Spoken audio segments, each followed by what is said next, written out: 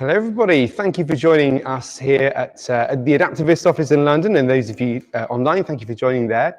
This is the weird thing when you're doing hybrid. Everyone in the room has just been sat watching me do nothing for the last 5 minutes while that video played, but here we go. The joys of hybrid are here. So we are the London Atlassian community, and it's great to have you with us, regardless of how you're with us today. I'm really interested in today's topic, which is effectively how Atlassian runs marketing with Jira and Confluence, and we've got some great speakers lined up on that topic. I've tried at one time to get a marketing team into Jira, and it did not go well, so I'm very keen to hear what I did wrong and what we could do better in the future.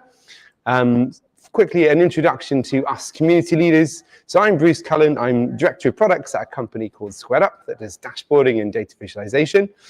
With me, I have Stuart, who is somewhere floating around, who is an Agile Delivery Manager at Cutover.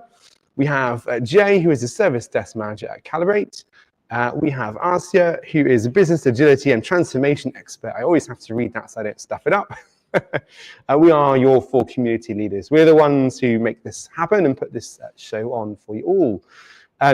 Before we get into any sort of session content, just to say, if you're in the room and you have a question, feel free to ask. I will have to give you a microphone so our speakers who are remote can hear you. And for those online, feel free to also ask questions. I can bring them up on screen and show them to everyone in the room and virtually. Logistics. We are, as always, giving away some cool stuff. We have one of these cool ocean bottles, and we have one more regular water bottle to give away. I think I can give those away to you, whether you're remote or in person, I think. Be possibly a test of giving away something remote for the first time. So do keep listening throughout each of our sessions. The speakers get to pick their favorite question afterwards. So that's cool. With all of that in mind, a real quick look at the agenda. So we're going to start with how Atlassian runs marketing with Jira and Confluence, and also Loom, which I forgot to put on the slide. And for this, we have Caitlin and Abby. And then we have Jack, who's in the room, sat there, who's going to be taking us through unlocking marketing potential with Confluence. And then if you're in the room, we have beer and pizza. That does not work remotely, I'm afraid. So if you're remote, provide your own beer and pizza. Sorry, that's all I can really kind of say. So without further ado, let me hand over to Caitlin and Abby to talk us through how Atlassian does marketing with Jira and Confluence. And for this, I'm going to have to do some clicking, so bear with me for a second while I bring Caitlin and Abby up on screen. And yeah, the floor is yours, guys.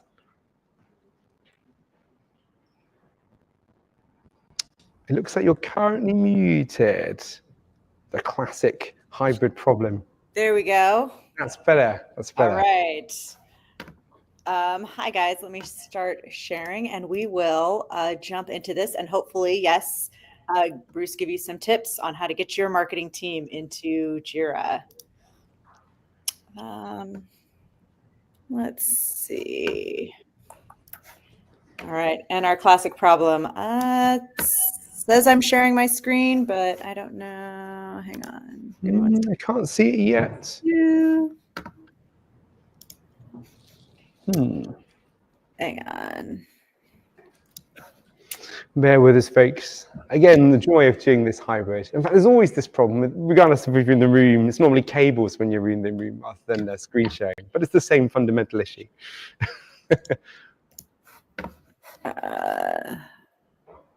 There we go. Okay. And you are on screen. All right.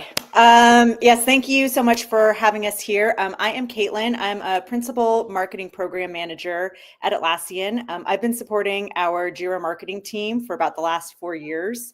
And previously, I had a career in digital advertising agency world as a project manager, scrum master, portfolio manager. So any of those words to describe me. And I've run a lot of different types of projects, set up a lot of different types of Jira projects. So I'm going to walk through our kind of program management philosophy in marketing and also show a real life scenario of how we use our Atlassian tools for one of our biggest go-to-market launches. And I'm Abby. I'm a product marketing manager here at Atlassian, working on the Jira team. I've been here for almost 3 years now, and I'm focused on bringing project management to teams like marketing, sales, legal, HR, and so many more.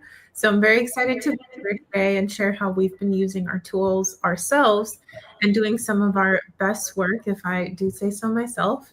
And I'm also really curious to hear from all of you about your questions and feedback. So can't wait to have that conversation. All right, so we're going to show you how we run marketing both at the team level, which Abby's going to get into, and how to run a program. So I'm going to walk you through how we set up our projects and hierarchying and planning and tracking across our marketing teams. And then Abby's going to jump into things like how she sets her work up around goals, manages work intake, and executes projects day to day. One note that as you can see from this, Atlassian is a distributed company. So everything we cover today is going to work whether you're in the office or remote. And we found a really nice rhythm of working this way without disruption. So before I jump in, just want to touch on our philosophy of system of work, which is really how we at Atlassian organize all of our work and keeps us grounded in this approach to help, connect our tech and business teams to accelerate progress and maximize team impact. So the principles of our system of work is really, we like to say that all teams align work to goals, to plan and track work, and unleash collective knowledge. So it's really about getting visibility across teams and collectively learning from each other to improve. Now that's all well and good, but I'm a program manager. I want to know what that really looks like on the ground. And here's what it looks like for our team. We set our goals, our OKRs, in our goals app in Atlassian on usually a yearly cadence.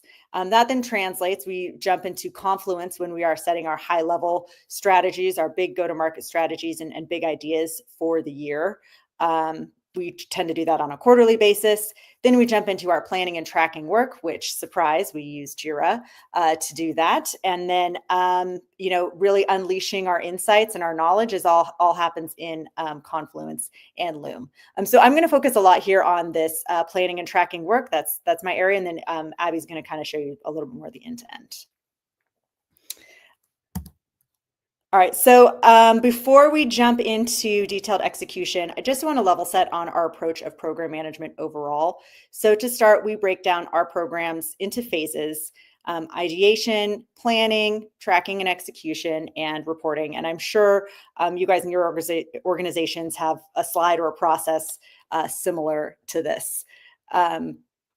So rather than talk through what these are, really, I thought the best way to show you our approach is to take you through a real-world marketing program that we recently launched and some of the learnings that we had throughout each phase to help support you guys as you're trying to get your marketing teams to adopt some of these processes or tools.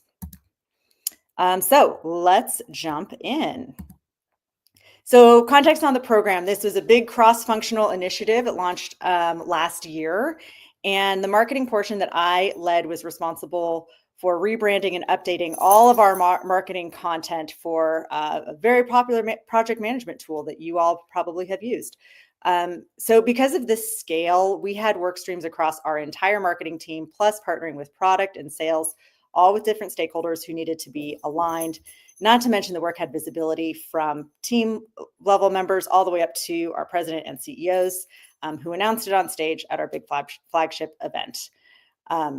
So of course, this is not all smooth sailing to launch this, but let's dive into the details of how we approached each one of these phases. So when I think of ideation, really at the core of why we need to do this phase is to make sure that we have a strategy that we can point back to as we start to build the program. So for us, that meant getting together a small core team just from our core stakeholders in product marketing, brand, and creative to align on our brand positioning and our overall product narrative. Now, we were able to do this in person, but we've also been successful being able to do this virtually. And the tool that I love to use for brainstorming and thinking about how we come together in a virtual environment is using our whiteboards tool like this. And so whiteboards helps you really, just brainstorm your ideas and then turn those directly into a Confluence page. So you can take your ideas and start crafting that strategy all together. It kind of mimics the same way you can do it in person with your sticky notes on a screen and then bringing those pages together. So regardless of how we got there, our ideation sessions were a success. And in terms of this phase, I would recommend, keeping ideation to a small core team who can quickly make decisions, and make sure for any brainstorming sessions or workshops, one, you got to have clear agendas, tools, and expected outcomes, making sure that you're not just brainstorming, but you have a goal for when you're coming back together. So for us, after just a 2-day session, we ended up having a solid draft of our key strategic deliverables in Confluence and a plan to finalize, which allowed us to have enough clarity to move into our planning phase. So planning, there's a lot as a program manager that I do during this phase, but really when you boil down to it, it's all about prioritizing the work that needs to get done. But in order to prioritize, of course, you have to understand what the work is, who's going to be doing it, and how it's going to be measured. So for me, I always start the planning phase by putting together a program hub, once again, in Confluence. So this is using the Confluence project plan template. There's a lot of planning templates to pick from. I happen to like this one the best, as a starting point to pull together all of our various work streams of work, and how we will measure, and our scope and timeline. But as we were building this out with our stakeholders, the scope kept getting bigger and bigger. We weren't just talking about, an ad campaign or some web updates. We had sales, channel partners, support documentation, community. And when I just looked back on this, we actually had 22 different work streams that were going to be needed to be updated. And that's just in marketing. That's not even touching product or sales. So there was no way I was going to be able to prioritize all the details with every single owner on one page. So instead of trying to identify every single detail before starting work, we basically baked into our program plan guidelines for each team to leverage. So we essentially asked all the teams involved to put together their own plan using these guardrails. So we said, there's no expectation to get everything done by the launch date, right? We asked our teams to conduct an audit based on the strategy and the narrative that we had put together in our ideation phase, and use that to create their priorities. And then the last two here really align with our Atlassian values of don't fuck the customer and play as a team. So we wanted to make sure whatever we're doing is adding value to the customer, and as well empowering teams to prioritize what worked for them and leverage program leadership and our recurring rituals as a place to raise dependencies and issues. And so this really helped us to have this program hub, but give teams the flexibility to plan in their own way. And by the end of this planning phase, which we're able to keep pretty short, our program hub grew to include all of this guidance on goals and risks and all these things. So it does get pretty long. And this is where I like to use Atlassian intelligence to come in and help summarize some of these key areas on our go-to-market plan. So you can use Atlassian intelligence, and this is a thing I do all the time, is to just add a quick summary up at the top of your page. And there's a lot of other different ways that you can just leverage AI throughout Confluence to help keep things nice and organized and summarized if you have a lot of detailed information on there. All right, so learnings from planning. One, create a single source of truth in a planning hub. Provide guidelines and frameworks as opposed to trying to figure out every single detail before you get working. And prioritization is king. One thing I've got up here on the screen is our QR code for our Atlassian playbooks. We do have several different Atlassian plays, as we call them, that you can run on prioritization that I would highly recommend checking out for your next planning phase. All right, let's get into kicking off and tracking and executing work. So really, when I think about what we need to set up in order to track and execute work efficiently, it's about providing visibility to all of our cross-functional stakeholders, right? But also making sure that we have flexibility for the teams actually doing the work, right? No one just wants to go and update your status or your Jira ticket just because the boss told you to, right? Ideally, you're getting value out of it yourself. So yes, of course, we used Jira to accomplish this. And I'm going to hop into some details now about how we set up our Jira board. Before I hop in, one quick call out here that I know Jira has a reputation for tech teams, but you might be surprised to know that 40% of our customers are using it for their business teams like marketing, and our marketing team is one of those. So let's hop in to how we set up Jira. So to start, this is using a Jira business project as opposed to a software project. And I just like to jump in and set up the framework right away to get started. So for each one of those 22 work streams that I mentioned, I'll create an epic and assign that to an owner.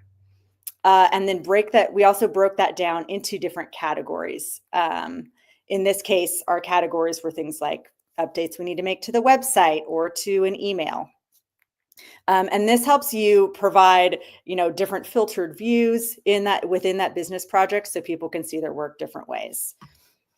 And then once we kicked off the project, basically whoever was assigned an epic, I had it be their responsibility to go in and fill out their detailed level tasks underneath that. This way, it really empowers the people who are going to be working in the tool to get started in it right away and to understand like how it works and that this is where they're going to be tracking their work. So definitely having an assignee and empower them to be the ones to be creating their tasks. For workflow, I find that the basic in progress step is what ends up filling up really quickly. So that's where I like to focus, breaking things out into different pieces. For this, I kept it really simple with like on deck for work that was about to start. And you could break it also down into things like content in progress or design in progress, whatever makes sense for your team. But always my recommendation on workflows and issue types is to start simple, get your teams in, get them comfortable using the tool. And then as you start working, you'll see where the areas are that you want to start building in a little bit more complexity. I'm just going to touch on a couple custom issue types that we made for this project that I really like. One was a decision issue types. So we had our decision log right here in Jira. This is the same Jira project that I just filtered by the decision issue type. So that way we could track everything in here. And I love that these are all done. Those all took a while. And I did the same thing with our risk log. So we also made a custom risk issue type. And then the risks all laddered up to their respective epics. And again, with a quick filter, you can just get a view that's easily shared. And this is actually how I would run our weekly stakeholder meetings. So we had one meeting with just the team leads, and we would go over the epics and tasks. And then for our leads or stakeholder meetings, I would bring up our issue log and our decision log. And that's basically how we would run through what items needed that level of attention in our weekly. So everything was right there at the top of our meeting agenda to make sure that they got addressed. All right, and then the most helpful to us during execution is cross-linking our projects as much as possible. So for example, our creative team and our web team both track their work in different Jira projects. So we used our Jira tasks to connect all the related tickets in one place. And then the other thing that is really helpful to do, which hopefully this animation will pop over here. Yeah, you can see here that Jira also has the ability to embed your Confluence pages either right in the ticket. So we also had Confluence link directly into your ticket, and then you can also connect your pages from Confluence directly into your space. So basically, if your team is working in Jira, they don't have to leave Jira to go back and forth to Confluence. You can stay in Jira to review those Confluence pages. And then vice versa. We do have, if you have teams that are more comfortable in Confluence, they can also view embedded Jira views in Confluence pages. All right, so learnings from setting up this project and tracking the work.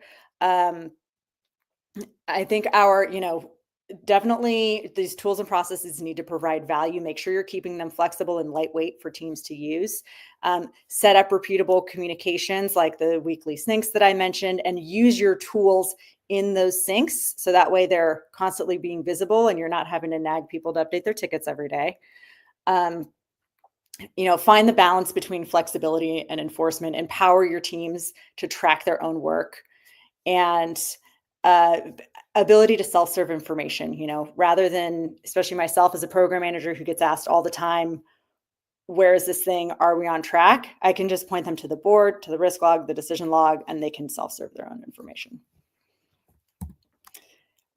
All right, last but not least, we've got reporting. And I think reporting really takes place throughout all these phases of work. It's not just about what happens post-launch.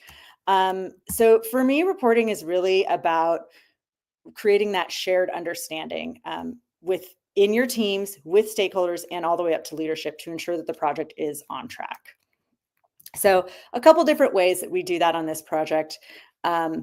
First thing I'm going to talk about is Jira plans. So, of course, it's not the marketing team that is involved in the big launch, right? We're dependent on the product features that are going to launch, and sales, and the web team, and everybody else who's working on this. So what I tend to do is bring in our marketing plan into a larger plan, and then pull in the relevant epics or work streams from our partners like product or sales, so that way I have a view that I can show up to leadership. Another helpful tool is Atlassian Projects, which you may have heard of as Atlas. And we would also have a Atlas project for each one of the very high level work streams, right? So the whole marketing work stream would have one project. And it's a nice tool that you can just create a quick snippet of a weekly status update and then share that out, whether that is embedded in your team's Jira board, or what we do all the time is embedded in our relevant Slack channels, so that every week, everyone on the project is getting a quick notification of an update of what's going on. The other amazing tool that we have now is Loom. And this is such a great way to share information. If you guys have not tried Loom, hopefully I can convince you. First of all, it's great for distributed work teams. Oftentimes I would get to my computer in the morning and find a Loom from my Australian colleague waiting for me. And we could basically have an entire 1 hour meeting async by watching each other's Looms at the start of each day, for 5 minutes. It really does give the connection of an in-person meeting without the time commitment. And then we also use Loom to provide walkthroughs of projects or updates to our broader team. This screenshot is actually of me walking through how I set up that Jira board. And it really is so much more powerful to, show the experience, right? Instead of spending my time writing detailed documentation on how you have to use Jira. But if you do have to create that detailed documentation, you can use Loom AI to get started. So here I have the steps that I just walked through in my video, and it will transcribe everything for you and create a document for you, which gives me a great starting point for the Confluence page that this will turn into with my detailed with all the details. So I'll end up with a Confluence page that'll have my Loom embedded. So whether you want to, read the steps of how to work in Jira, or if you want to watch my Loom, it's all there, all connected. All right, so how does this all look put all together? really, we've got our detailed tasks tracked in Jira. Our team is communicating through our full team Slack channel, which is getting automated updates from Atlas and from Jira, and a lot of emojis we tend to use. And then I mentioned Loom for our async updates, Confluence for our program hub. And then that really helps anything that we are doing live, either in person or virtual in a meeting setting, to stay focused on actually solving problems and discussing the important things at hand. Okay, so in the end, yes, we launched the new product. You can see here, this is our head of product announcing the launch at our annual team conference. So yeah, just really to recap, I think it's all about providing that cross-team visibility, making sure you're keeping your tools connected and leveraging your tools to take care of all your async updates. And the other thing, which Abby is going to now dive into a little bit more, is making sure that you align on that strategy, that ideation, and your goals up front to set expectation for how that's going to cascade down through reporting and impacting all of the work. All right, with that, I'm going to hand it over to Abby, who's going to take you through sort of another view of how we look at our tools from her day-to-day in working with our Atlassian tools. Thanks, Caitlin. That was awesome. Hope everyone thought the same, and we're excited to hear your questions about that too. I'll just share my perspective about our system of work. So coming back to this slide that Caitlin showed earlier, now from kind of a team member individual perspective. So whether I'm a contributor to a marketing program that Caitlin just architected for us, or I'm just doing my evergreen tasks, these are the combination of tools that I use every day to stay on track. And like Caitlin said, our teams are very distributed. So I'm in the San Francisco Bay Area, and I work with teams all around the world, all the way to Australia. So these are solutions that are designed to work however you do. So the first thing is goals. It all starts with goals. We want to make sure that you know what you're tracking to. So I link to goals at the top of every project page I'm working on. And I always ask myself whether each piece of work I'm doing helps me achieve that goal. If the answer is no, it might not be worth prioritizing, at least right now. So from Atlassian Home, I can see all the goals across the entire organization, even going up to the highest level, which is really exciting and interesting for me to see as a team member, because I can see how my work ladders up all the way to the CMO and beyond. There are filters here so you can get more specific. You can also see the goals that you own. So if you are a goal owner, you're responsible for providing regular status updates. Sometimes that would be you, sometimes it's your leader, sometimes it's a partner team that you need to stay aligned with. So you can choose to follow any of the goals that make sense for you and never miss an update. And then from there, it's all connected. So Confluence is where all knowledge is managed.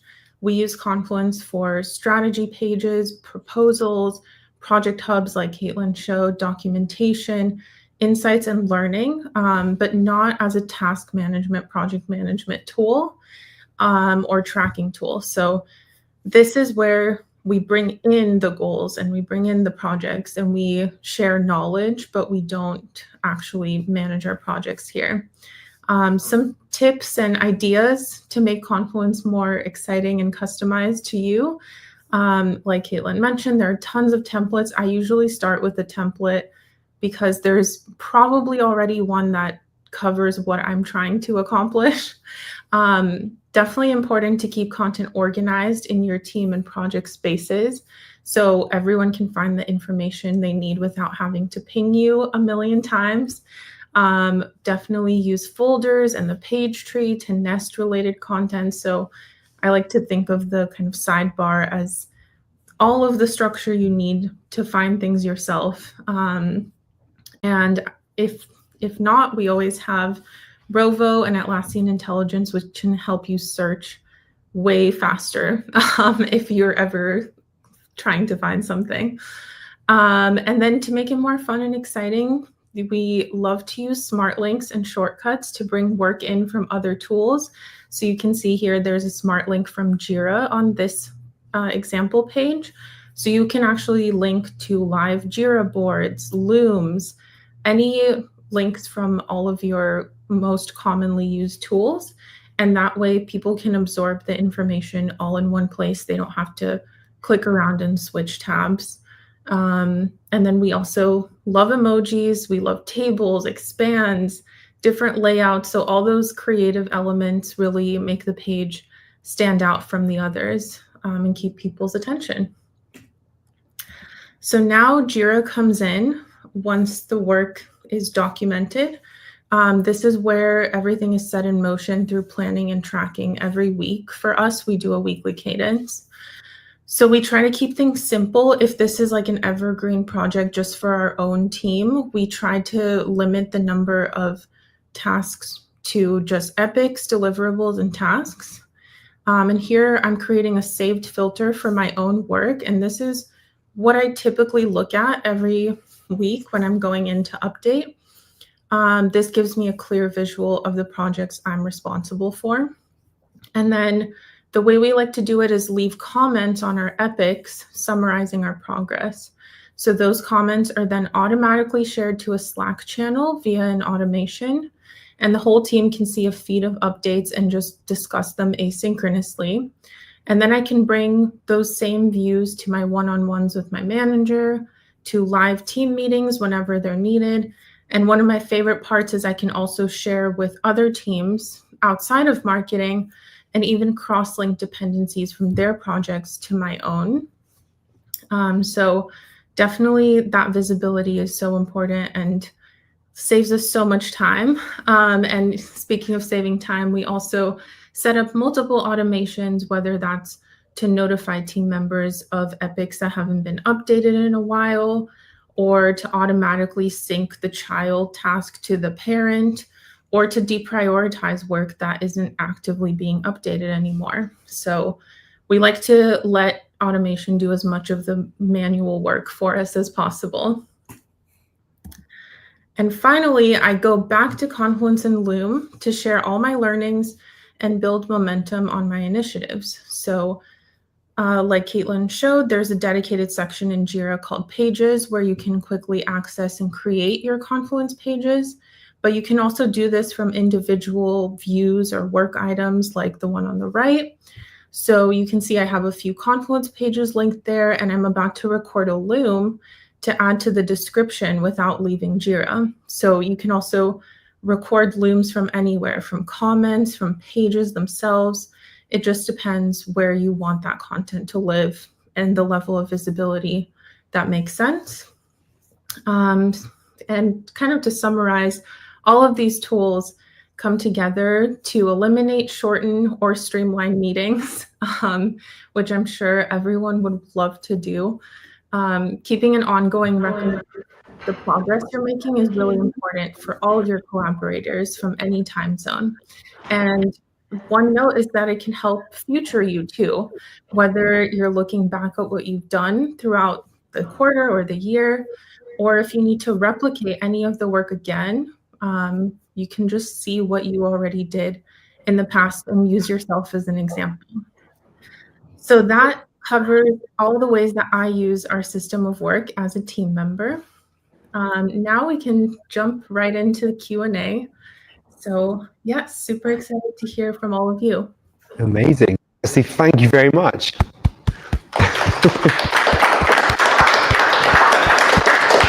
So I can see online so far no questions. So I'm going to go to the room and see what questions we've got from the room. Any questions from the room? Silence. I've got some of my own, if not. I'm going to go with my own then. So my own questions. So I had a go at setting up Jira specifically for marketing, and it didn't go very well. Let me just turn my camera on so you can see me. I did the ocean boiling route. I did not use Jira business projects. I used Jira software projects.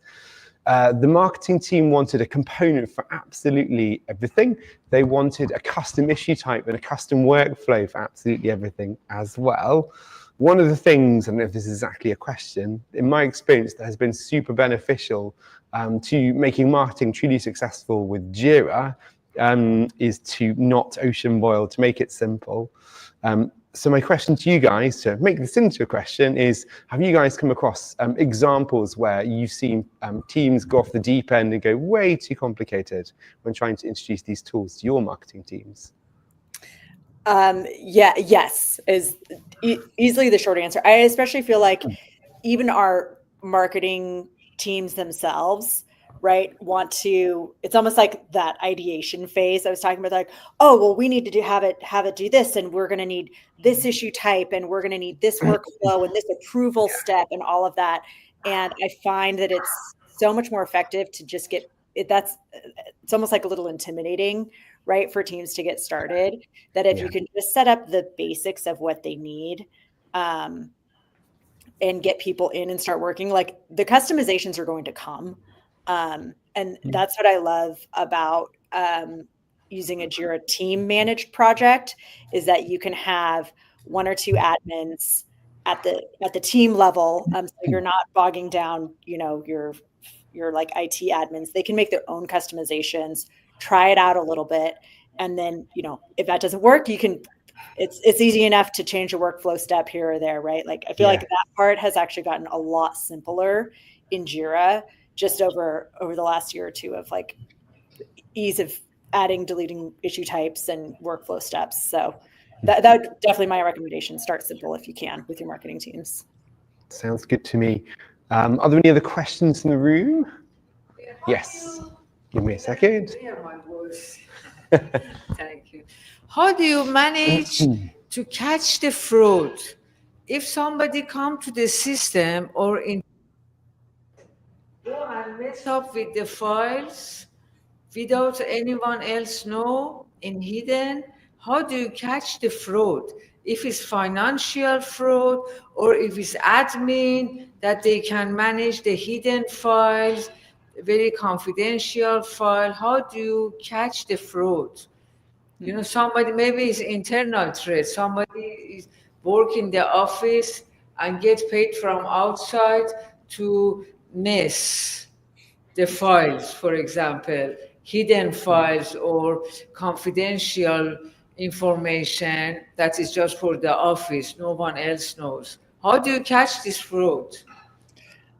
I don't know if I have a great answer, right? We're talking about like fraud, right? And how do we sort of identify and catch those things, if I'm understanding right?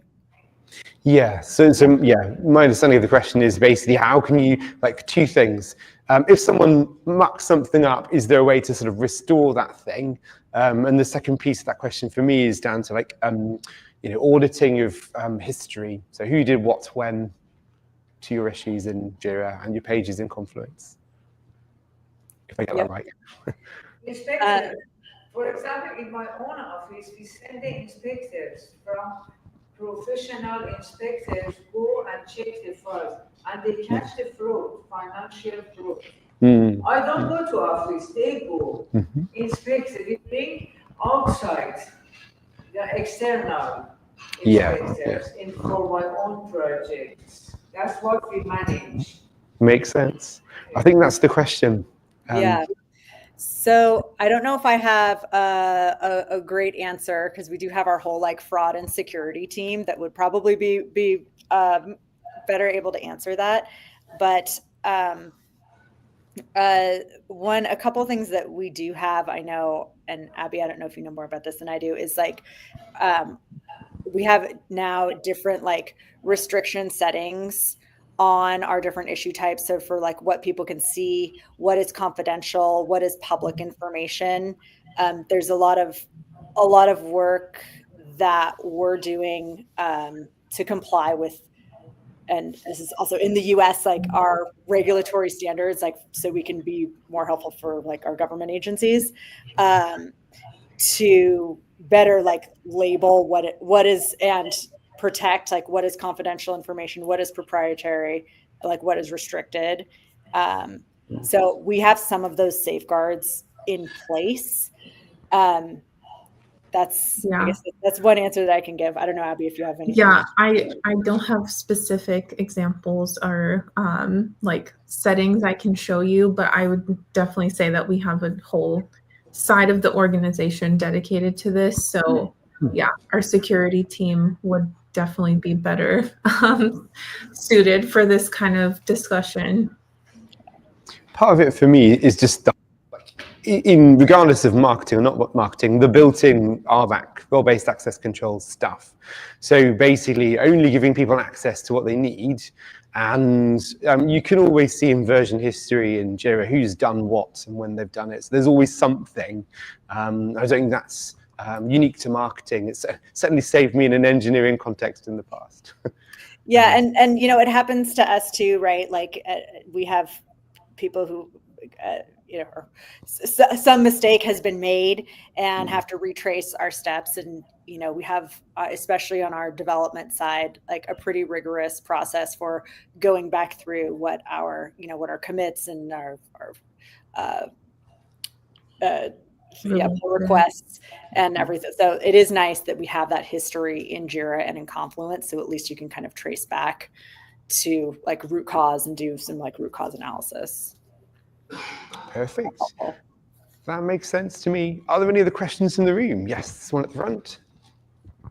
So you mentioned that you have teams all across the world. And one of the problems I have in my company is trying to bring decision makers from all across the world together to make a decision and align that decision. So how do you go about bringing all of those heads almost into one place to make that decision across time zones? Good question. Yep. Do you want me to take this one, Abby? Or Sure. Yes, we have exactly the same problem. And so one thing that we have is and it's actually a template you can use in Confluence called a DAISY, which I believe it technically stands for driver, approver, consulted, and informed. But we essentially use that as our decision-making framework.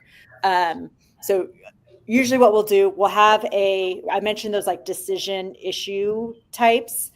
We'll have a decision that is tracked in Jira with a status on it that oftentimes it's someone like myself, like a program manager who's like wrangling all of the people. And then we'll have whatever the decision is really well documented in this DAISY format with like the tick boxes of who needs to approve what by when. And I will say this is actually also where Loom comes into play for providing async updates to leaders. So you can have somebody, you know, hey, here's the DAISY that I put together, walk through their thinking on it of like, here's the pros, here's the cons, here's what we're going to do.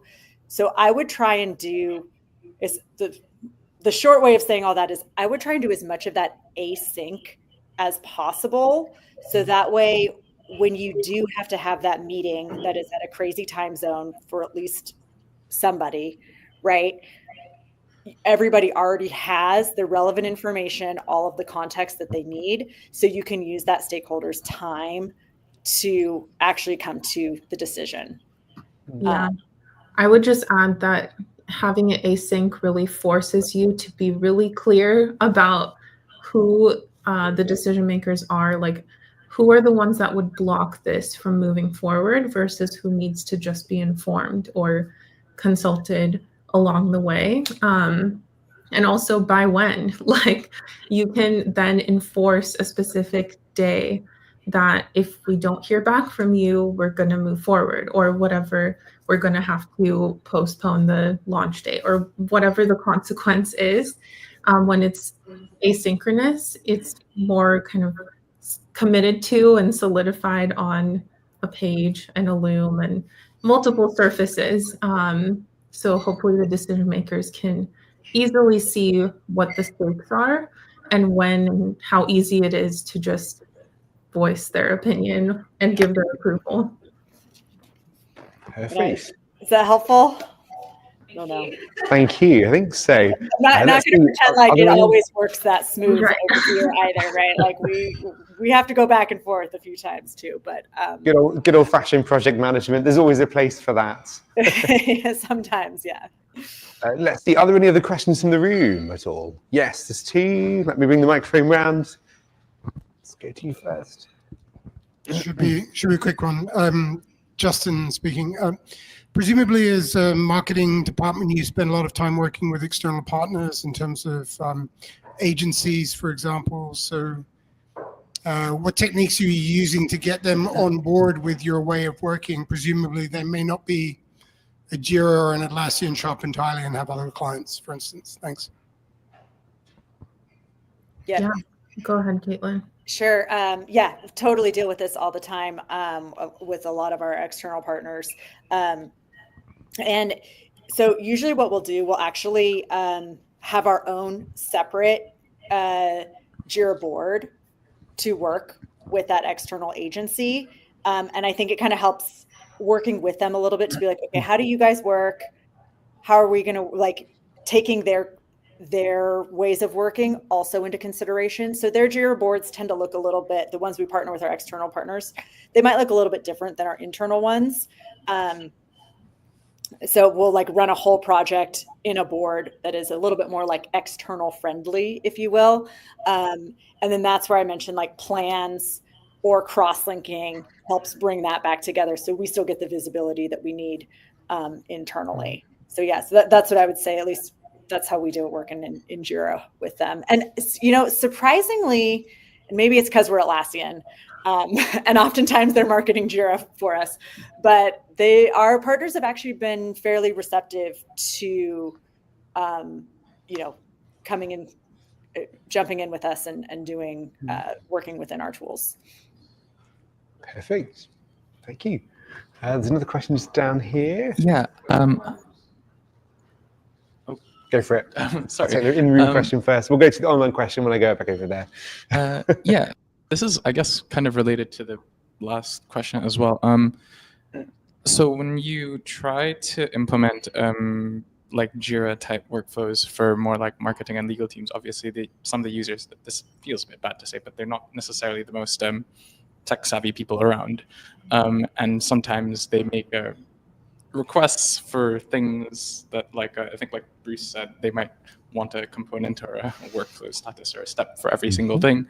I have two questions relating to that. One, how would you go about convincing users to sort of stick to best practices that minimize like headache in the long run as an admin? And two, like how do you balance that? Because obviously, user experience is important. People need to use the system, but it does kind of suck as an admin when you need to manage a million different things when you want to change something. Yeah, I can start with that one. So I'm actually currently going around Atlassian and interviewing our own teams on how they rolled out Jira and Confluence and Loom. And some of those teams were not using anything before, had no knowledge of like, you know, agile practices or anything like that. And what we found is that it's not necessary. What just matters is you have really strong rituals and training around the tool. It's almost as important, if not more important, than the tool itself. So you need to get buy-in from your end users, just like you would from leadership. They need to understand why you're using the tool and how you've chosen. Hopefully they've been kind of involved and given feedback as you're putting the project structure together.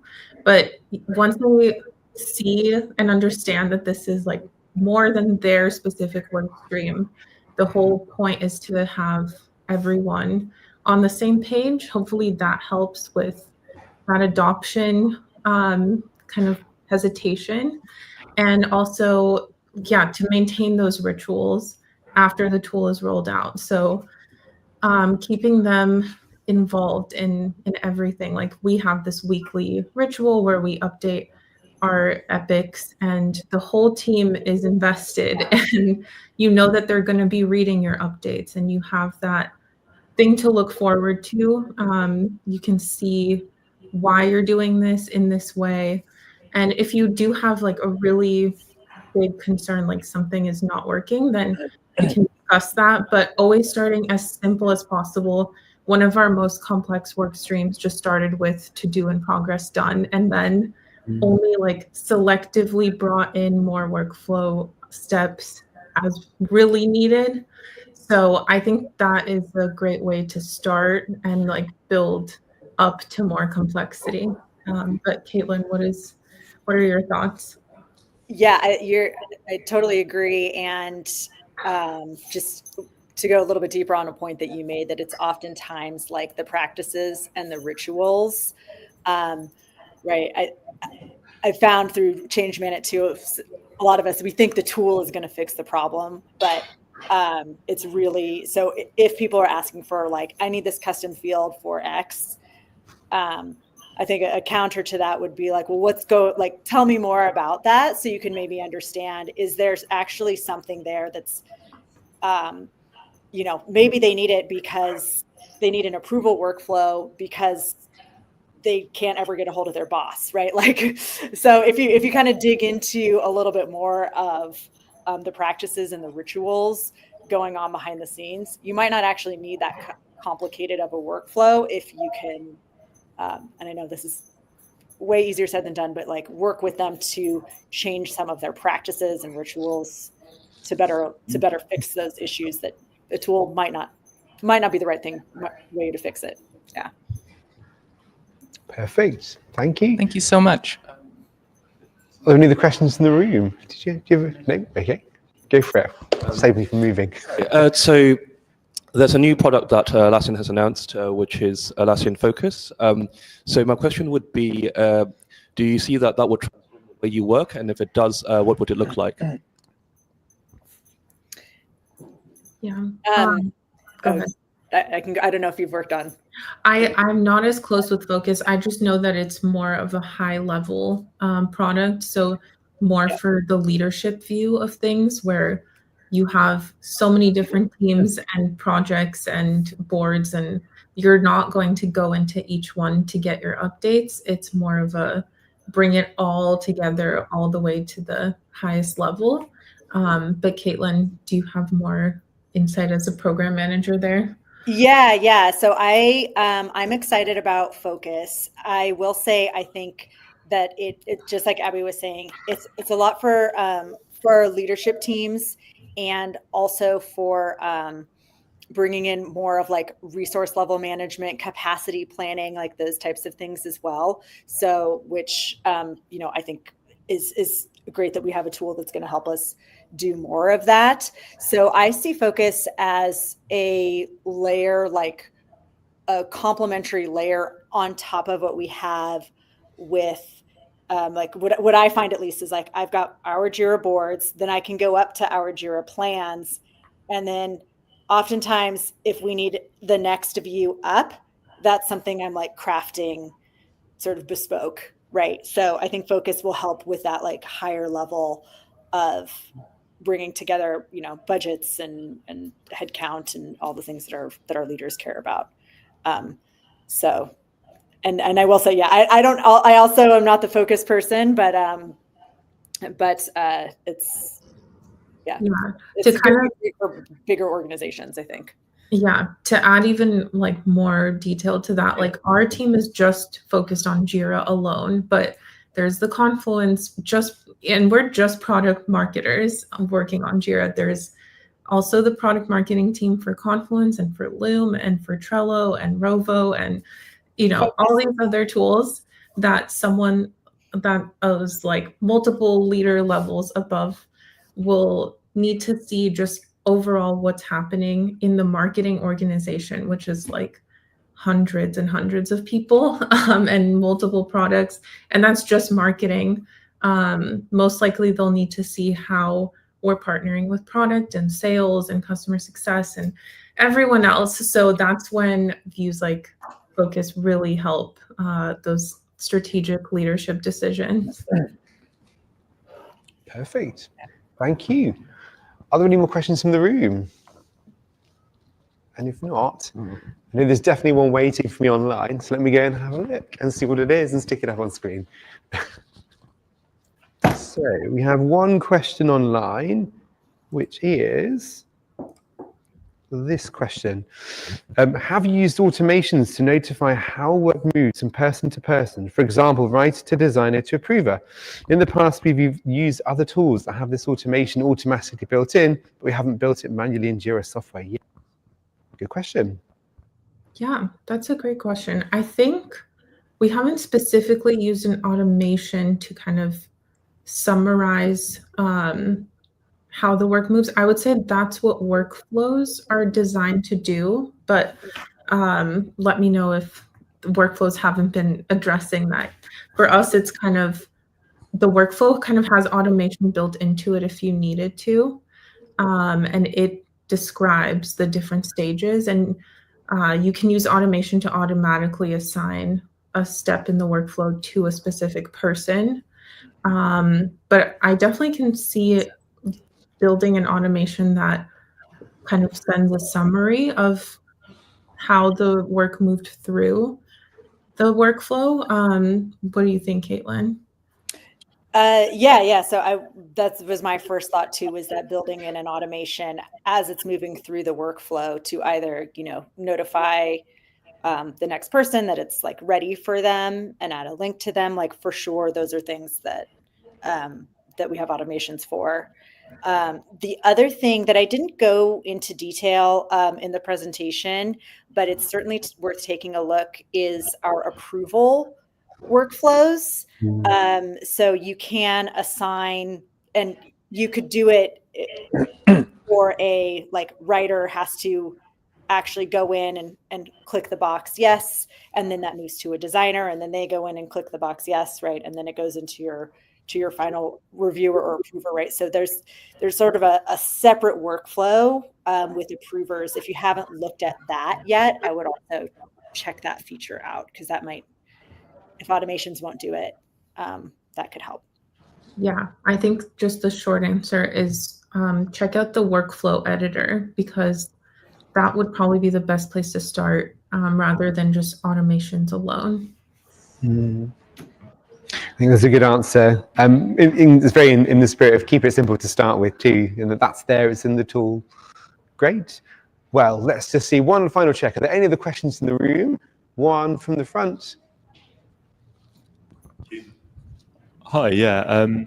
It sort of leads on from one of the previous questions about incentivizing people, but sort of maybe marketers more specifically who aren't as tech savvy maybe. How do you incentivize them to kind of fill in all the Jira tickets responsibly, completing them, tracking them? I know that was a previous question. I wondered if I've seen that when you move a ticket from in progress to done, you get that wonderful animation of the sparklers going off and things. I wondered if there was any kind of ideas behind evolving that even further. Like I used to work on a sales floor, and the incentive there was if you get X amount, if your team gets X amount of sales, you get X amount of money behind the bar down at the pub down the road. So would it be a good idea to be able to kind of like make a custom version of that celebratory animation, but that it was maybe whatever motivates your team? It could be more beer focused, could be more money focused, whatever. You could like create different customizable versions of that. And I guess that kind of links into ways of being able to incentivize people to fill all the Jira tickets in, because it's one thing doing the work, but some people might do the work and do a very good job, but they might not be asked to actually fill the tickets in. Yeah. I certainly approve any beer-focused incentives. I'm all for that. That sounds great. One thing I would caution in that type of incentivizing is that I've seen before is like, hey, if you close, you just have to be careful of how you're going to measure that, because if it's like if you close the most tickets then all of a sudden you're going to get you're going to have 20,000 tickets that you don't actually care about in there because somebody wants the beer from the pub. So I would make sure if that's going to be, like I said, all for incentivizing that, I would just pick your metric for success. One thing that we did literally in the project that I was showing on our screen, it was like right before the team launch, and there were still, I think I had like, I don't know, 20 tickets. They were like in review and no one had moved their stuff to done. And I tried telling them, I'm like, I'm going to move your tickets and then I get all your confetti. That didn't work.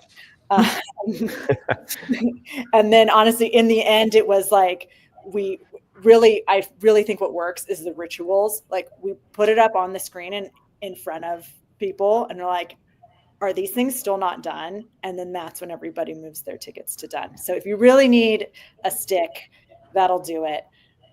Yeah, I was going to say something similar. You could definitely set up an automation to notify the project owner that people have completed a certain amount of tasks or whatever. But I think what motivates us as team members the most on my team is seeing that putting in the effort to update our epics and our tickets actually matters, and it's being used somewhere. I think that is what keeps it kind of sustainable versus like, where's our next pub meetup happening? So we're not just working towards that incentive, we're working because we see the impact of our work. I think one of the best ways that it's happened for me is when an update that I made got laddered up multiple levels, just naturally, because my manager's manager saw it and was interested and shared it with their manager. And that really proves that I'm not just helping one person by doing this chore, but this is where my work is tracked. If it's not in there, it won't reach kind of its full potential. Yeah. And I would definitely encourage that if you are going to be rolling this out to a marketing team, like the first person you want to talk to is going to be like the CMO, your head of marketing, to be like, how are you going to use? Let's make sure we get you the right view that's going to work for you, because that's what will do it. Is if the team sees that their work is getting that visibility up to leadership, up to the CEO, that's when it really makes a difference. That's a great answer. It's better than my answer, which is there are marketplace apps that will let you gamify, but that was not a good answer. No, that's a great answer. This is all fine. I love the games. I love the beer. Do it all. Do it all. Do it all, but don't only do the beer. All right. We're going to end Q&A there because we're a little bit over time. So thank you very much, Caitlin and Abby. It's been a great session.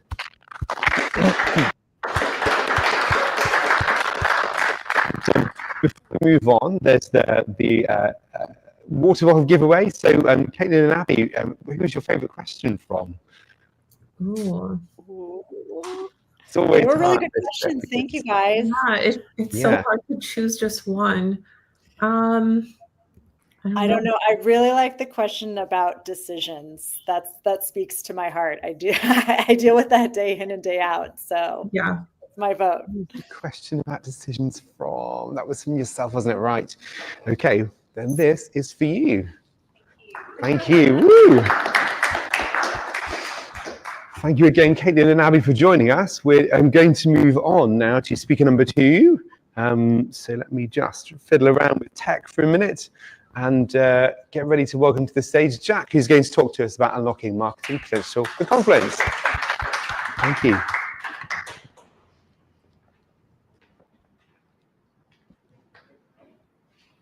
Give me just a second, because I need to mute. No worries, I need to turn my mic on, I think.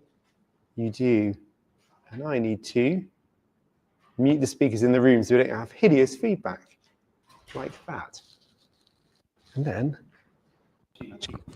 over to you. Awesome, thanks, Grace. Let's see, is this working? Yep, awesome. Hi, everyone. It's brilliant to be here. Oh, how do I get it on the screen? Do I need to share it? Sorry, my bad. You need to share a screen on your side there, and I can bring it up. Wouldn't be a conference without some technical Some problem. kind of technical thing.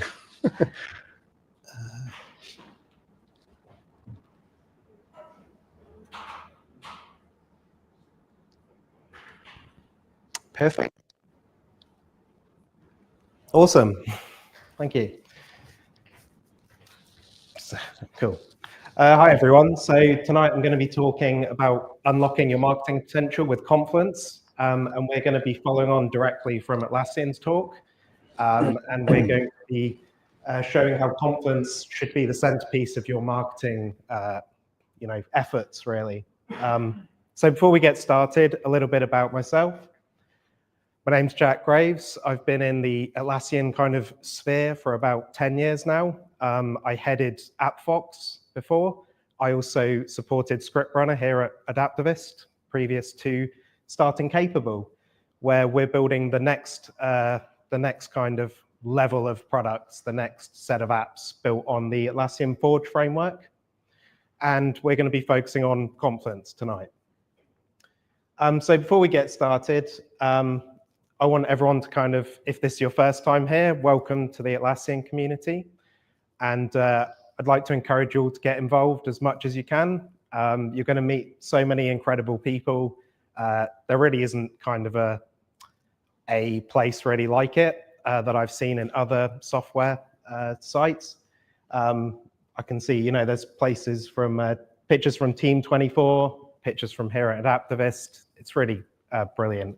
Encourage you to get involved.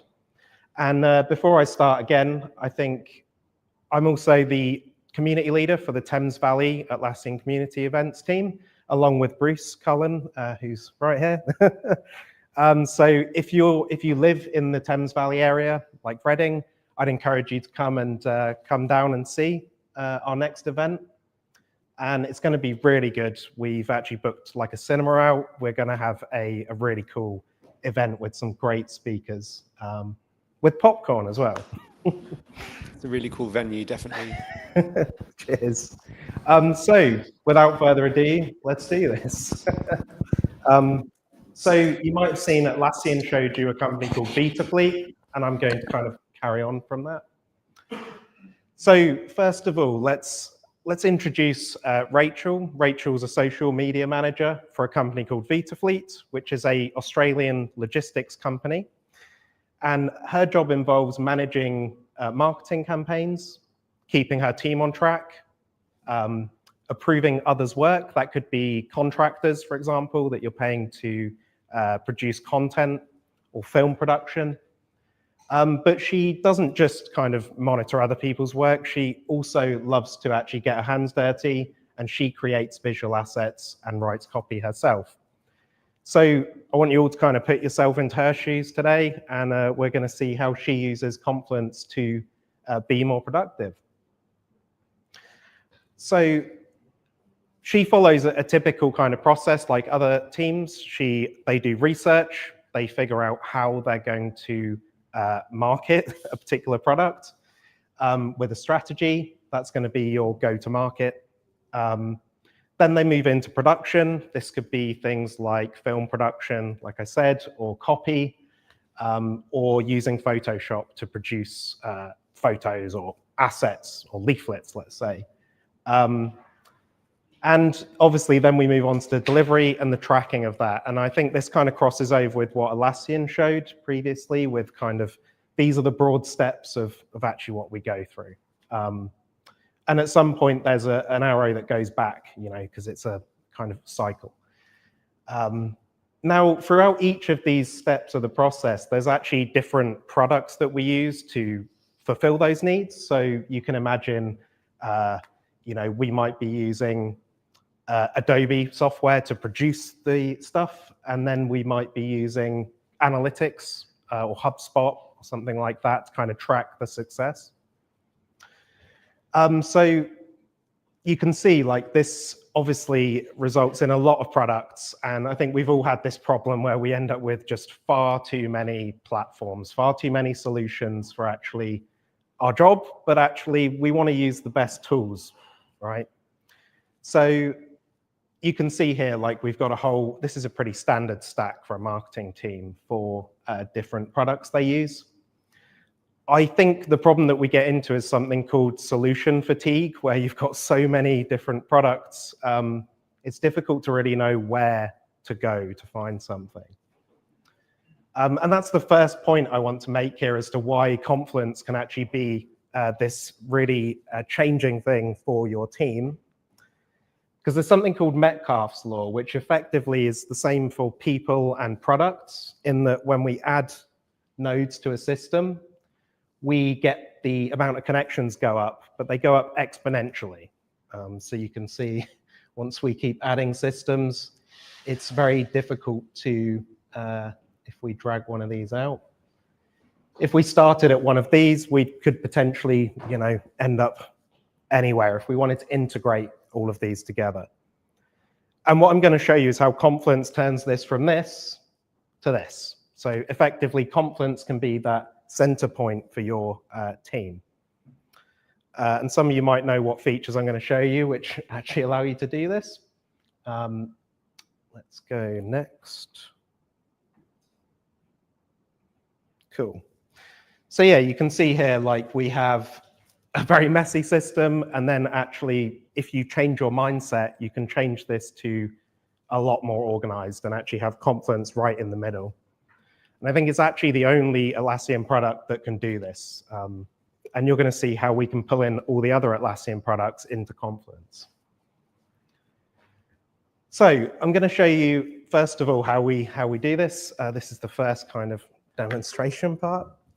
So the first point, Confluence can serve as a central hub for your marketing teams. So you can see here, I've got a Confluence site. It's set up for a marketing space here. Similarly, we have things like accounting and R&D in there. And what Confluence lets you do is embed things from other systems. And this is a feature called Smart Links, which Atlassian briefly touched on. And you may be familiar with. It's a very simple concept in theory, in that you can embed things like Jira boards into Confluence. You could embed Google Sheets into Confluence as well. So we can have our expenses there. And you can do the same with things like Trello as well. So you can see this mindset change is that, does your team need to understand how Jira works and all the different kind of UI elements to it? Do they need to know that Trello is being used to manage the design?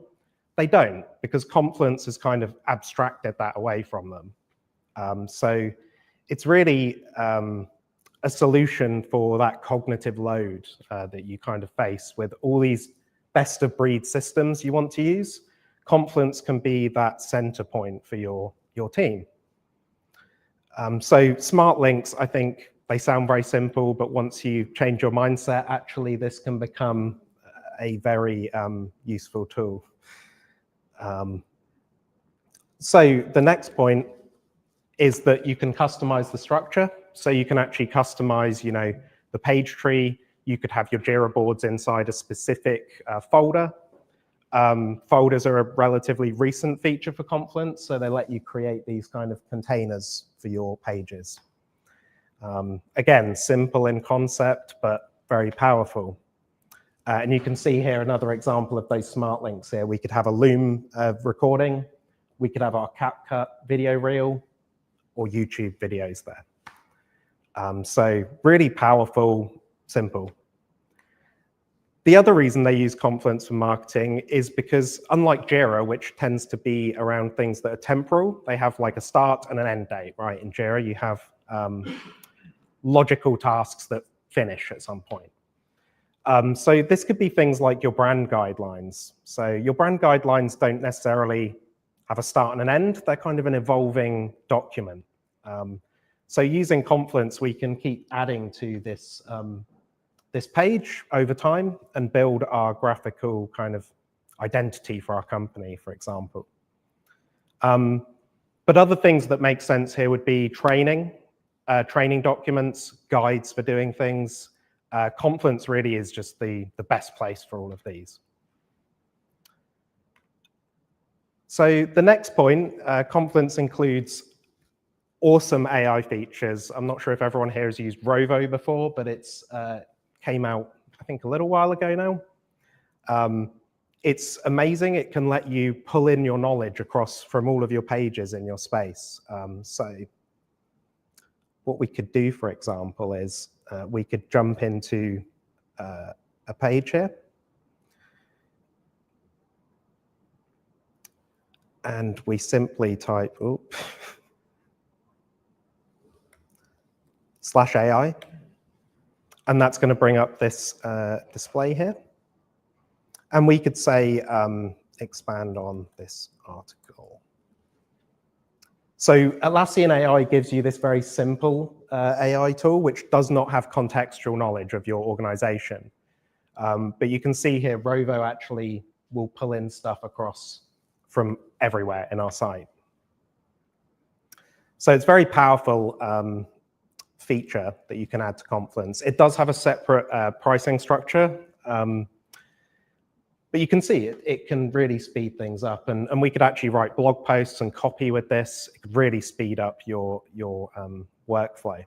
And simply click insert, and you've now expanded the article. So AI, very powerful. Obviously, it's kind of eating the world right now. Everything's going to be solved by AI. The other two on this point are the automation features. So the ability that you can automate adding labels to content, notifying people. Really, they've really expanded on this feature recently. So as you can see in the automation section, we can do all sorts here. We can send emails to people, use AI to add labels, things like that. Very powerful. And the last thing I want to note is that we heavily use the Slack integration. So if my colleagues mention me in a Confluence page, I get instantly notified on Slack. It doesn't go into my email inbox and get lost amongst the thousands of emails that we all get. And finally, I'm not going to go into this too much because I think Atlassian covered this quite well, is the ability to create templates for your work.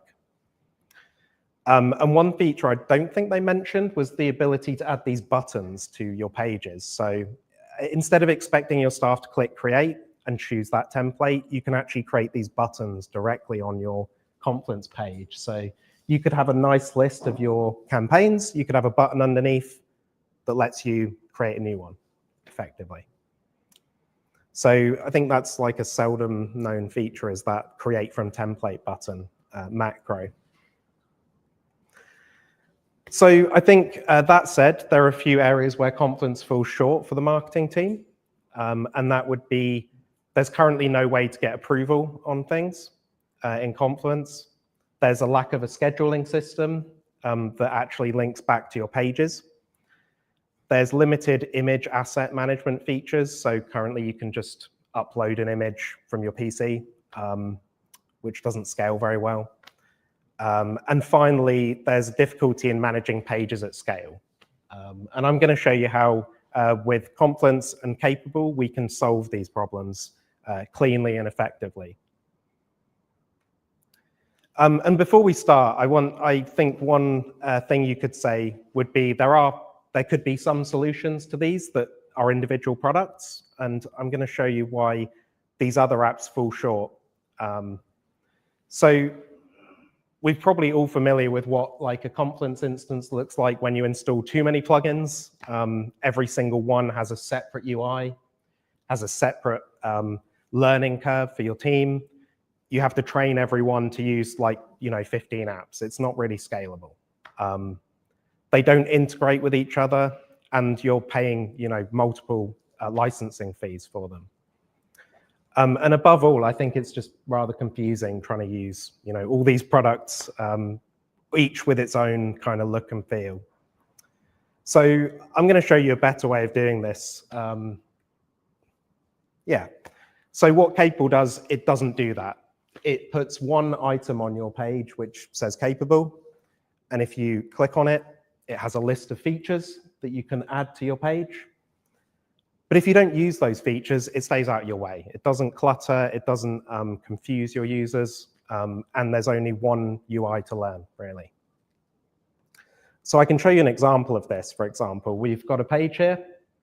We could ask for approval, and it will simply add an approval item to the top. We could add a diagram to our page, and it's going to add one diagram to the top. I feel like this is how it should be. This is how apps should really work.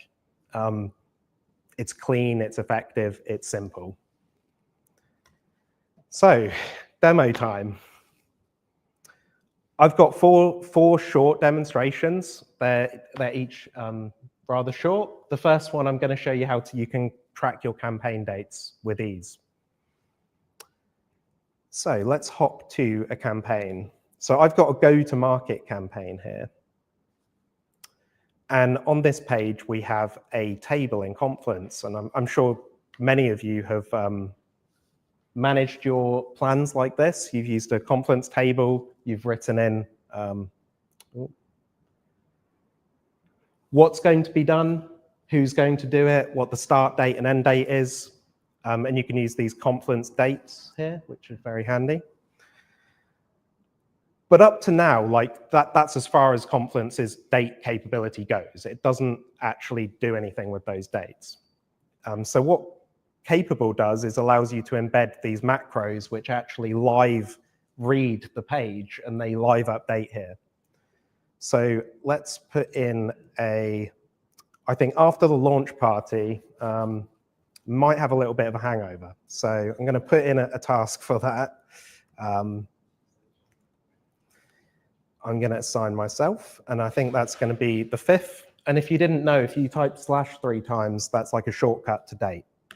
I find that really, really handy. Second one in, but we'll put it in anyway. So you can instantly see now we've got that hangover task now on the calendar, and we could switch this calendar to be like a 1 month view, a week view, or an agenda, and we can easily flick through these. And we can actually change the highlighting rules so different people will have different colors, so your team all knows what they're doing. So you can see here, Jake the dog's got to produce an ad for ITV. But let's zoom out now. So this is another example of the whole smart user interface. You can see it's detected that there's dates on the page, and it gives me a kind of list of what's coming up there. But we all know we're not just looking at one campaign at the same time. So what Capable lets you do, it's got a calendar interface. And here, this is where you can actually, this is pulling in all the dates across all of your Confluence pages here. So you can easily see, we can get a really kind of zoomed out view of everything we need to do on a particular day. So really, really helpful, simple in operation. So yeah, you can see here, you can auto-sync events, it extracts them from tables, and you can embed them on your page. I haven't shown you the feature that lets you put like times in as well, which would let you kind of have maybe a task that takes 2 hours on a day. Now on to the second demonstration. We're going to look at the approvals. I think that was a question actually previously. How do we get approval on our copy, for example?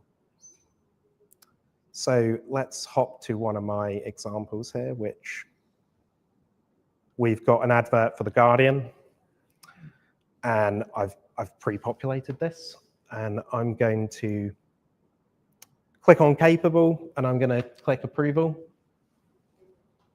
And from here, I can select who I'd like to approve the page. So let's say we want 4 people to approve. You can see we've got this nice visual indicator of how many approvals we need. But actually for this one, I only need 1 of those people to approve. So I'm going to change the minimum approvers to 1. And if I wanted, I could also set this to expire. So if this content doesn't last, say forever, you might want to re-request approval after 3 months, let's say, quarterly.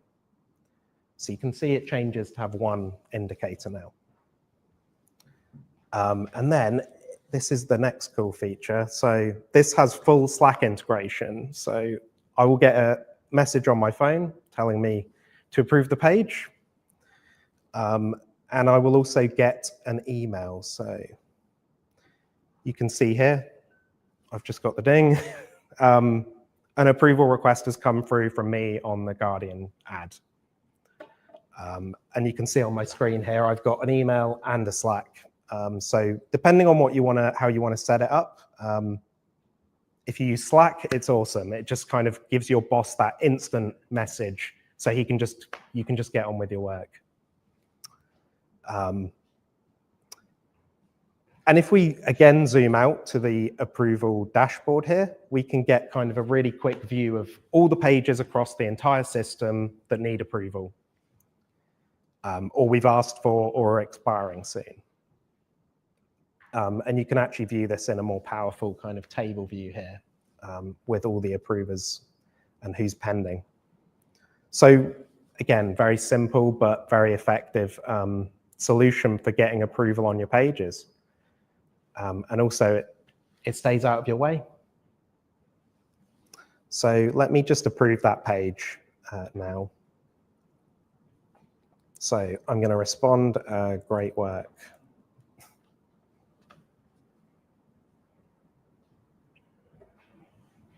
You can see it's approved, and we've actually got this comment.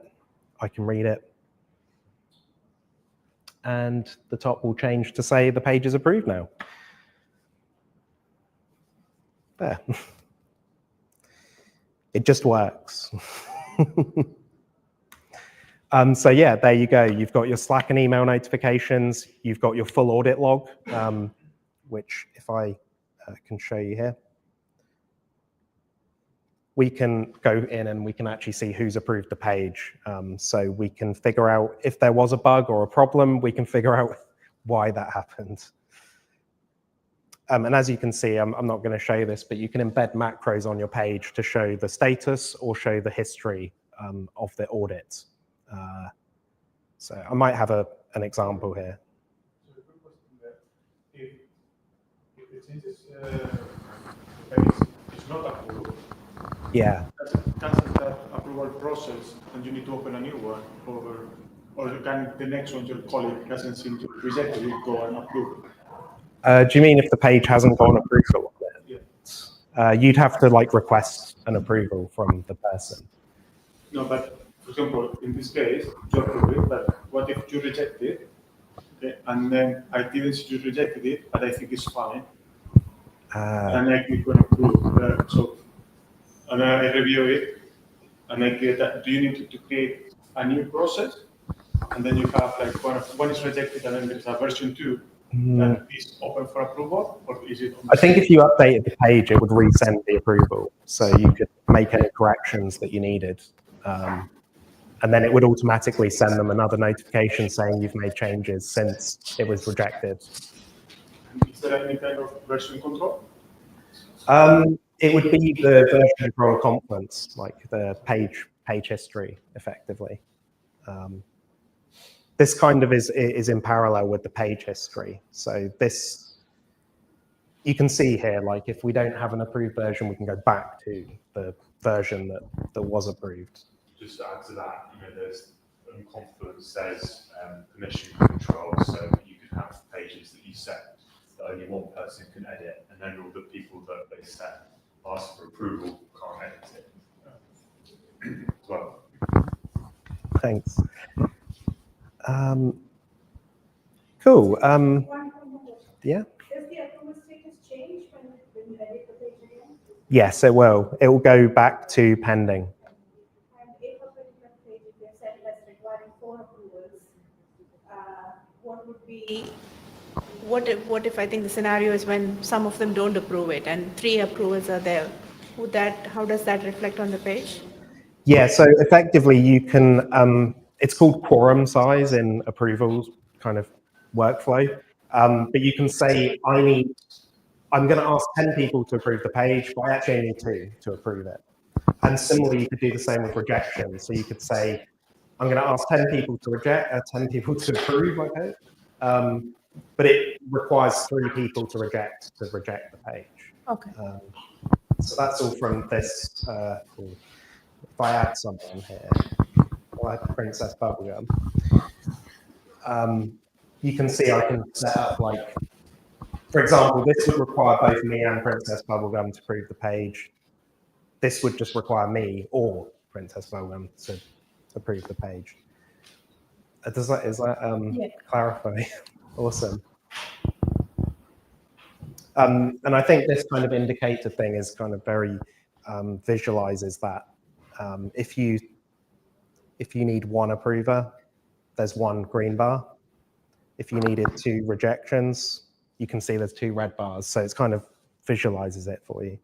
And if you went and approved that, would it then show that I've reached 1 out of the 2 approvers that I need? Yeah, absolutely. So if we update this and we refresh, it will show you like 0 out of 2. So 0 out of 1, but we actually asked 2 people, but we only need the 1 approval, right? It's visualizing it there. Cool, going quite fast, I think. So the next one, this is going to be quite fun. A couple of weeks ago, we found out we won first prize in Atlassian's Code Guys competition for capable images, which is, there's nothing quite like this product out. And it solves that problem I mentioned about images. Like right now, you can only add an image to your Confluence page by uploading it from your computer. But what if your colleague has the file, or it's on Adobe Creative Suite, or Dropbox? It could be anywhere, right? With this solution, this actually lets you have an image library that you can add to. Your whole team can add images here. So let me show you. If I click Capable and I click onto the dashboard and I go to Images here, this gives us like folder structure inside our space for images. So we could store global images that everyone in the site can see. We could store, YouTube videos. This is some of me. And actually what we can do here, I can show you how this works. So I've got a image here in my sidebar here.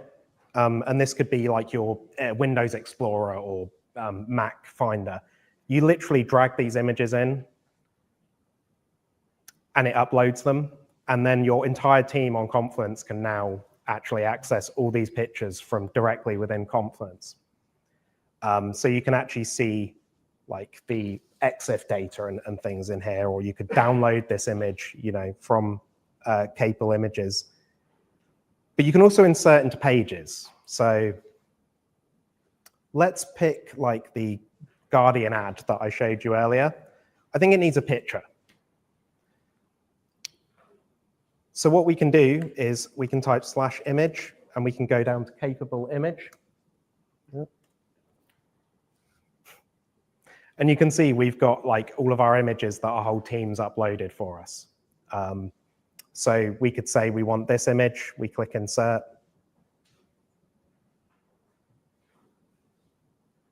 And there you go, you've got your image in your page. It's as simple as that.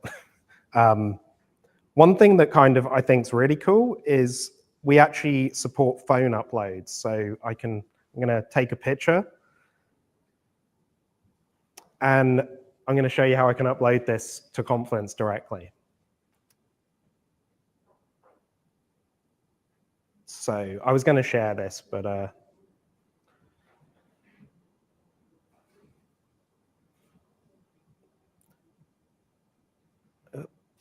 you can see it's now uploading. We've got like the same Capable interface on our phone. We can actually drop that in. And now if I go on to images here, look at that. That's everyone in the room directly on Confluence, straight from my phone. You can imagine this working at an event, like you've got your team at an event. They've all got their phones, they're taking pictures, and you want to instantly get it across to the rest of your team. So what Capable Images lets you do is just streamlines everything, gives you that central image library, and that took, what, 30 seconds to do? Really simple, effective. It looks, James, like you're asleep, but...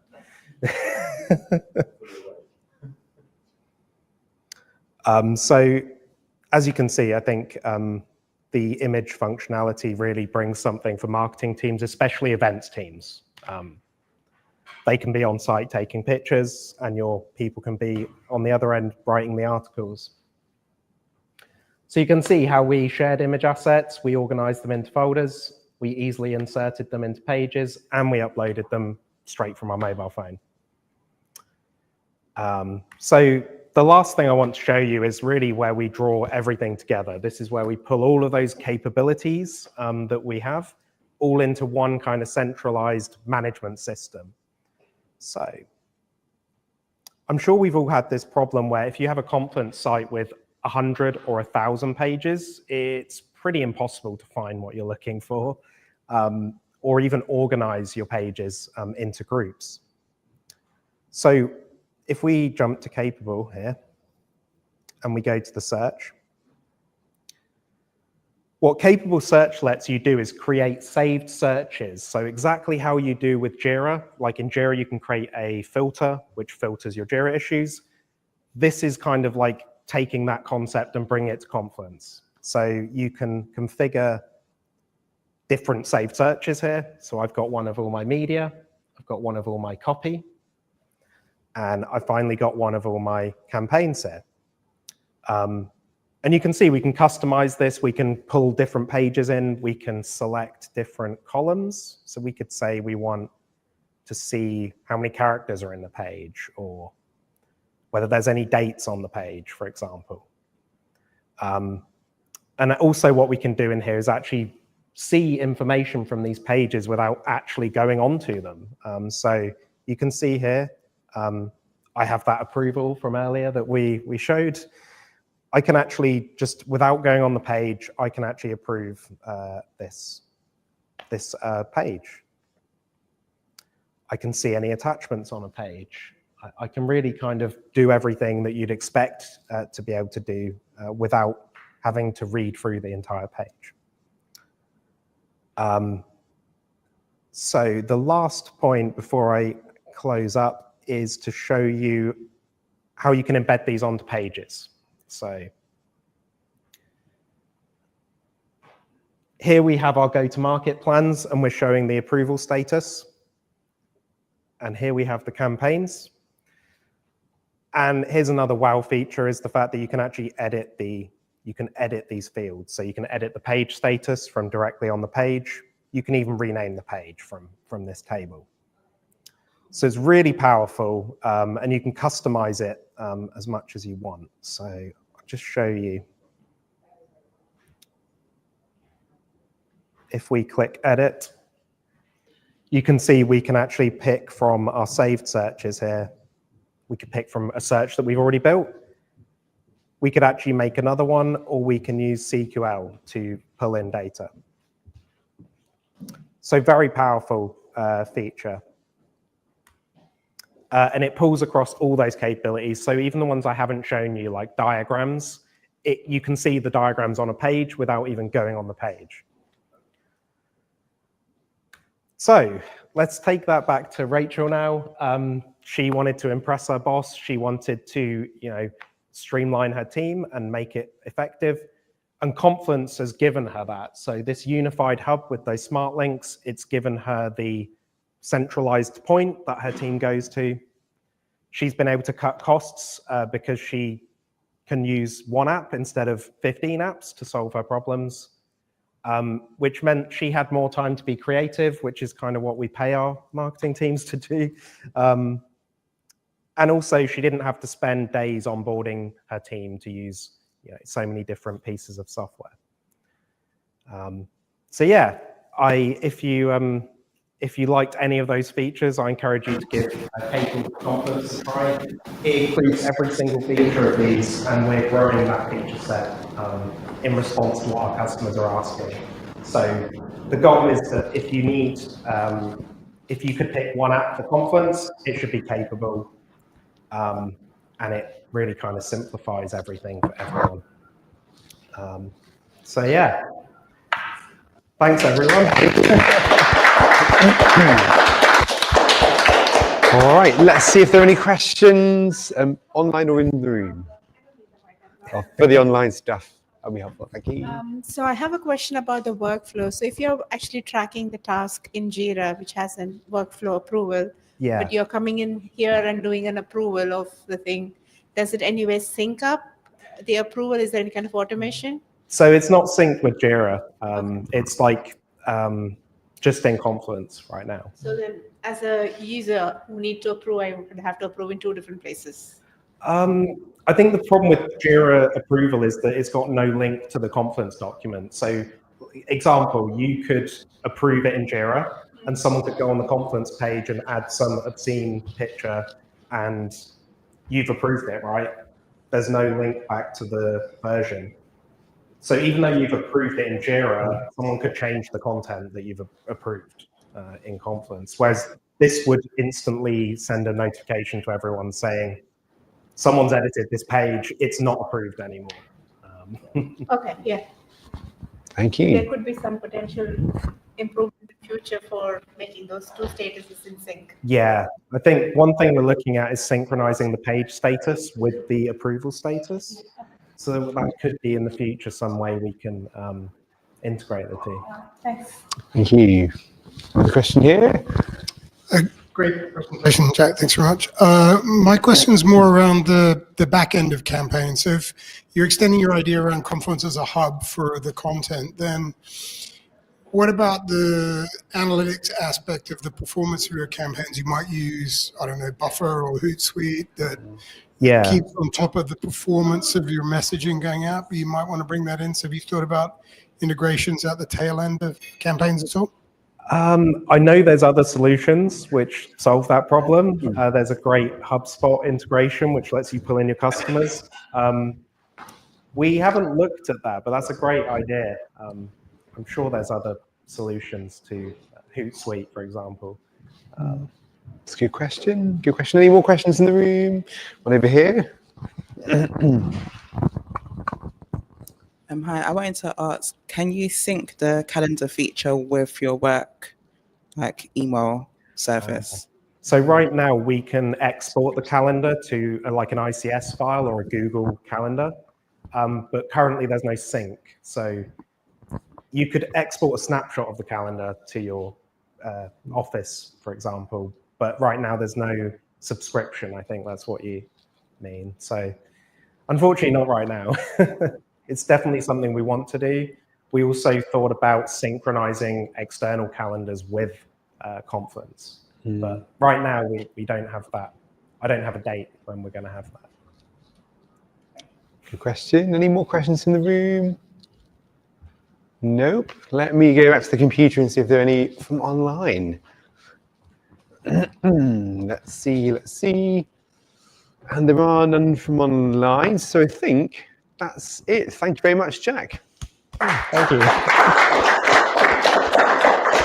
So before we move on to the final thing, which is pizza, who wants to give the water bottle to? I think the first question was the best. Was the first one question. that I want to give the water bowl to anyway. All good. Who was the first question for? Over here. Over here. Thank you for you.